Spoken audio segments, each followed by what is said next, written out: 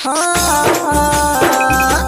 भांग का रंग जमा हो चकाचक फिर लो पान चबा। अरे भांग का रंग जमा हो चकाचक फिर लो पान चबा। अरे ऐसा झटका लगे जिया पे पुनर्जन्म होई जा। ओ खाई पे पान बनारस वाला भूल जाए बांधे अकल का ताला। ओ खाई पे पान बनारस वाला भूल जाए बांधे अकल का ताला। ओ खाई पे पान बनारस वाला भूल जाए बांधे अकल का ताला। फिर तो ऐसा करे धमाल सिद्ध कर दे सबकी जाल। छोरा गंगा किनारे वाला छोरा गंगा किनारे वाला छोरा गंगा किनारे वाला। हरे राम दुहाई कैसे चक्कर में पड़ गया है हाय हाय।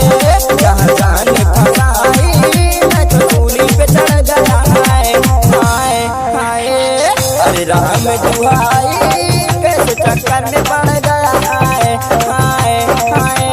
जहाँ जाने फसाई मैं तो सूली पे चढ़ गया है हाय हाय। मैं कैसा सीधा साधा मैं कैसा बोला भाला जाने कौन घड़ी में पड़ गया पड़े को सिपाला। मीठी चूड़ी से हुआ हला। छोरा गंगा किनारे वाला छोरा गंगा किनारे वाला छोरा गंगा किनारे वाला। एक कन्या कुमारी हमरे सूरत पे मर गई हाय हाय हाय।